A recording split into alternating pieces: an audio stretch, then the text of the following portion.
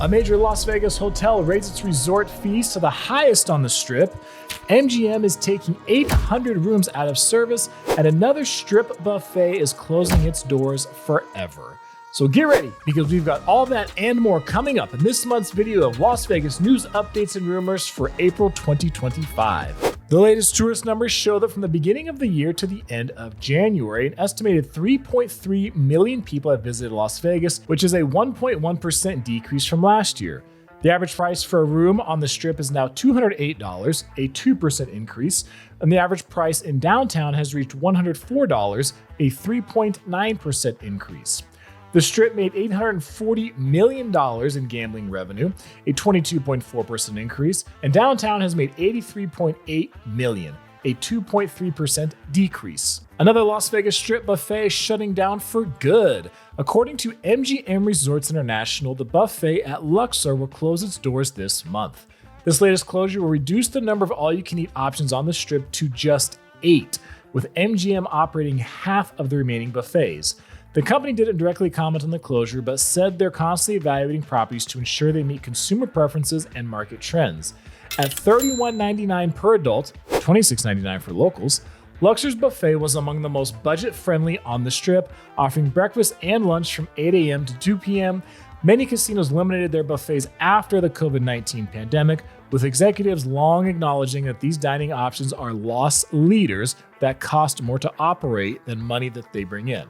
Resorts World has raised its resort fee, now charging guests $55 plus tax per night. This is up from the $50 resort fee I experienced during my stay there in late 2024 from a recent video on this channel. But don't worry, you'll get unlimited local and toll-free calls included. Resort fees continue to be the most hated part of staying in Vegas hotels by many travelers, with many visitors feeling deceived when the fee sometimes costs more than the actual room rate. These fees have been consistently increasing across Vegas properties in recent years. Resorts World charging $55 is the highest on the Strip, along with all of MGM's luxury properties, Wynn Encore and Venetian Palazzo. While hotels claim resort fees cover amenities like Wi-Fi, gym access, and those essential phone calls, most travelers view them as a sneaky way to advertise lower room rates while still collecting more money. The total you'll now pay at Resorts World with tax on that resort fee, just over $62 per night. The Las Vegas Metropolitan Police Department Sheriff Kevin McMahill wants red light cameras at intersections across the Las Vegas Valley. McMahill is pushing state representatives to legalize the cameras to help traffic safety. Nevada law currently does not allow such cameras unless a law enforcement officer is physically present to witness the event. Over half of the states in the US do not use these cameras for a variety of reasons used against them, some being constitutionality, citizen privacy, camera accuracy, misidentifying drivers or vehicles, and increasing the amount of rear-end accidents. We ran 2 polls of our own to get public feedback and received almost identical results, with almost 65% of people being against the cameras. Some common replies are people would rather see more officers on the road. They want less people driving with no license plate on their car. The cameras have been proven inaccurate, which backs up the local court system, also citing past lawsuits and feeling like it's just a way for the government to use the public to raise more revenue. Formula One brought in nearly $1 billion to Las Vegas last year, according to a new report from Applied Analysis. The 2024 Las Vegas Grand Prix generated a whopping $934 million in economic impact, making it the second best weekend of the year, only behind the Super Bowl. Although that's less than the $1.5 billion from the 2023 race, which included F1's parent company, Liberty Media, spending $500 million on investment infrastructure. The 2024 event actually drew more unique visitors, 175,000 compared to the previous year. Race attendees stayed an average of 3.7 nights and spent over $2,400 each on non-race costs. The event created 4,502 jobs and generated $45 million in tax revenue, according to this report. This was the second of F1's initial 3-year deal. LVCVA President Steve Hill said the race clearly makes a difference and hopes to finalize a long-term contract extension by the end of this year. MGM Resorts is going digital in a big way in 2025. Their CEO, Bill Hornbuckle, told investors that their top priority is expanding their online presence, with BetMGM expected to reach $2.5 billion and their interactive group hitting almost $500 million. Las Vegas remains their second focus, where they're working on room renovations across their properties.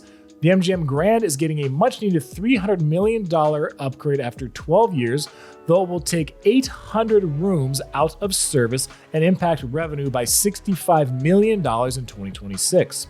Hornbuckle highlighted sports as a key driver for Vegas, mentioning his recent meeting with A's owner John Fisher.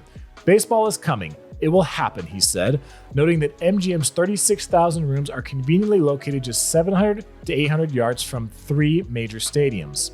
Hornbuckle also said parking and resort fees and ATM costs have gone up at its resorts, and they're already seeing a return from increasing their prices. Las Vegas has definitely gotten more expensive over the years. So to help you still have an affordable vacation, I've put together a free, easy-to-read list with $13,064.04 in savings across hotels, gambling, food, and activities. Just use the link below or the QR code on your screen to save you hours of time researching and getting these deals sent to you for free. Caesars Entertainment is pumping nearly $1 billion into its Las Vegas properties. The company's year-long reinvestment campaign spans its 8 strip properties, with significant upgrades already completed at its flagship Caesars Palace. Recent renovations, however, include the casino's main entrance, hotel lobby, and the debut of the Coliseum Tower with 440 new rooms and suites. New high-end dining options from chefs like Bobby Flay and Dominique Ansel have also been added. 2025 is going to be the year of the Flamingo, said Regional President Sean McBurney, highlighting the property's recent additions, including Havana 1957, Gordon Ramsay Burger, and Pinky's by Vanderpump. This historic property will also complete a $20 million renovation of its Go Pool area while preserving its retro tropical aesthetic. McBurney emphasized, "We're not done, and frankly, we're never done here." Changes are coming to Primm as Affinity Interactive reconsiders how to use its casino hotels. The company closed Whiskey Pete's in December and is now planning to reposition it as a travel center rather than a destination resort. "We're trying to figure out what will be the best use of the property," said Scott Butera, president and CEO of Affinity Interactive. "It's going to be quite an exciting transition." Butera noted that it became clear after the pandemic that the area could no longer support 3 hotel casinos.